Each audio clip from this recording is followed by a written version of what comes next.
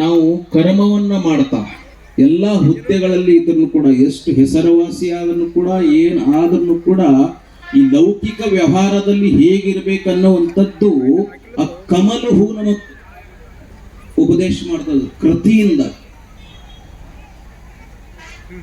ಕೃತಿಯಿಂದ practically ನಮಗೆ ಹೇಗಿರ್ಬೇಕು, ನಾವು ಏನೆಲ್ಲ ಬಂದ್ರೂ ಕೂಡ ನಾವು ಅಲಿಪ್ತಿ ಹೇಗಿರ್ಬೇಕು ಅನ್ನುವಂತ ಮಾತು ಒಂದು ಕಮಲ ಹೇಳ್ತೈತೆ ಅನ್ನುವಂತ ಮಾತು ಭಗವಾನ್ ಶ್ರೀಕೃಷ್ಣ ಪರಮಾತ್ಮ ಹೇಳ್ತಾನೆ. ಪದ್ಮ ಪತ್ರಮಿ ವಾಮಸಿ, ಸುಗಂಧದ ಝರಿ ಝರಿ ಮಳೆ ಬಿದ್ರೂ ಕೂಡ ಅದು ಅಂಟ್ಕೊಳ್ಳಲ್ರಿ. ನೀವು ನೋಡ್ಬೇಕಾದ್ರೆ ಪ್ರಾಕ್ಟಿಕಲ್ ಆಗಿ ಅದು ಅಂಟ್ಕೊಳ್ಳಲ್ಲ. ಅದು ಹೇಳ್ತದ ಇವೆಲ್ಲ ಬಾಹ್ಯ ವಸ್ತುಗಳು, ಔದಾರ್ಯಗಳು, ಅಧಿಕಾರಗಳು, ವೈಭವಗಳು ಇವೆಲ್ಲ ಇವತ್ತಿದೆ ನಾಳೆ ಇರಲ್ಲಪ್ಪ ಇದು. ಹೀಗಾಗಿ ಅಲಿಪ್ತಿದ್ರನೇ ಒಳ್ಳೇದು, ನಮ್ಮ ವಾಸ್ತವಿಕ ರೂಪದಲ್ಲೇ ಇರೋದು ಅನ್ನುವಂಥದ್ದು ಮಾತು ಆ ಪರಮಾತ್ಮನ ಸೃಷ್ಟಿಯಲ್ಲಿ ಇರುವಂತ ಒಂದು ಹೂ ನಮಗೆ ಹೇಳ್ತದೆ.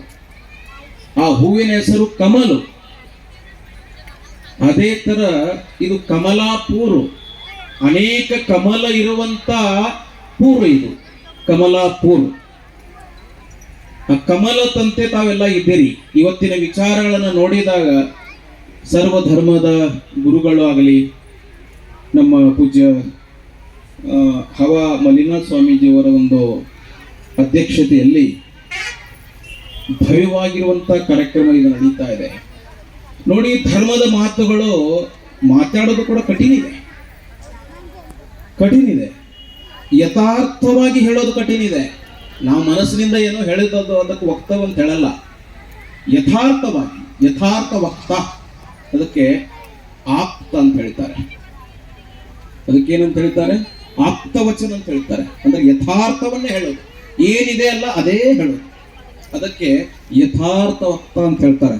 ಮನಸ್ಸಿನಿಂದ ಹೇಳಿದವರಿಗೆ ಯಥಾರ್ಥ ವಕ್ತ ಅನ್ನಲ್ರಿ, ಏನು ಮೂಲ ಇದೆ ಅಲ್ಲ ಅದು ಹೇಳೋದಕ್ಕೆ ಯಥಾರ್ಥ ವಕ್ತ ಅಂತೇಳಿ ಎಲ್ಲ ಧರ್ಮಶಾಸ್ತ್ರಗಳು ಹಾಡಿ ಬಗಳಿದಾವೆ. ಅದಕ್ಕೆ ಆಪ್ತವಚನ ಕೂಡ, ಅದಕ್ಕೊಂದು ಪ್ರಮಾಣ ಕೂಡ. ಆಪ್ತವಚನ ಅಂದ್ರೆ ಪ್ರಮಾಣ. ಕೆಲವೊಂದು ಪ್ರಮಾಣಗಳಲ್ಲಿ ಇದೊಂದು ಪ್ರಮಾಣ, ಆಪ್ತವಚನಂ. ನಾವೆಲ್ಲ ಹೇಳ್ತೀವಿ ನೋಡ್ರಿ ಅವ್ರು ಅಂದ್ರ ಅಂತ ಹೇಳಿ ಅದು ಸತ್ಯ. ನಮ್ಮ ಫ್ರೆಂಡ್ ಅಂದಿದಾರಲ್ಲ, ನಿಮಗೆ ಬೈದಿದ್ದೇನೆ, ನಾನು ಬೈದಿದ್ದೇನೆ ನಿಮಗೆ, ಅಥವಾ ಉದಾಹರಣೆ ಯಾರೊಬ್ರು ಬೈದಿದ್ದಾರೆ ಯಾರಿಗೋ, ಅದು ಬೈದಾರೋ ಇಲ್ಲ ಅನ್ನುವಂಥದ್ದು ಆ ಮೇಲಿನವನಿಗೆ ಗೊತ್ತು. ಬಟ್ ನಿಜವಾಗಿರುವಂತ ಮಾತು ಯಾರು ಹೇಳಿದ್ದಾರೆ ಅದಕ್ಕೆ ಬಹಳ ಇಂಪಾರ್ಟೆಂಟ್ ಇದೆ. ಆ ಬೈದಾರ ಅನ್ನುವಂತ ಮಾತು ಯಾರಿಗೆ ಹೇಳ್ತಾ ಇದ್ದಾರೆ, ಹೇಳುವರ ಮುಂದೆ ಹಿಂದೆ ಸ್ವಾರ್ಥ ಇದೆಯಾ, ಅಥವಾ ಅವನು ಪ್ರಾಮಾಣಿಕವಾಗಿದ್ದಾನೋ, ಅವನು ಧರ್ಮನಿಷ್ಠೆ ಅದಾನೋ, ಅಥವಾ ಅವನು ಸತ್ಯವಾದಿ ಅದಾನೋ ಅನ್ನುವಂತ ಮಾತಕ್ಕೆ ಬಹಳಷ್ಟು ಮಹತ್ವ ಕೊಡ್ತದೆ ಶಾಸ್ತ್ರ. ಅದು ಕೂಡ ಪ್ರಮಾಣ ನೋಡಿ. ಪ್ರತ್ಯಕ್ಷಂ ಪ್ರಮಾಣಂ, ಇದು ಕೂಡ ಒಂದು ಪ್ರಮಾಣ. ಪ್ರತ್ಯಕ್ಷ ಈ ಕಣ್ಣುಗಳು ನೋಡ್ತಾವಲ್ಲ, ಇದು ಕೂಡ ಪ್ರಮಾಣ.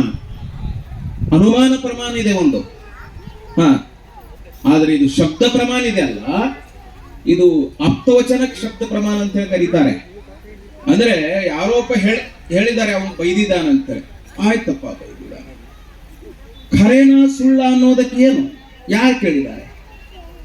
ಅದಕ್ಕೆ ಶಬ್ದಕ್ಕೆ ಪ್ರಮಾಣ ಹೌದು, ಬಟ್ ಆ ಮನುಷ್ಯ ಹೇಳ್ತಾ ಇದ್ದಾನಲ್ಲ, ಆ ಮನುಷ್ಯದ ಕ್ಯಾರೆಕ್ಟರ್ ಏನಿದೆ, ಆ ಮನುಷ್ಯನ ಜೀವನ ಶೈಲಿ ಏನಿದೆ, ಆ ಮನುಷ್ಯ ಎಷ್ಟು ಸತ್ಯ ಹೇಳ್ತಾನೋ ಸುಳ್ಳು ಹೇಳ್ತಾನೋ ಅಂತದ್ದು ಯಾರು ಕಂಡು ಹಿಡಿದಿದ್ದಾರೆ?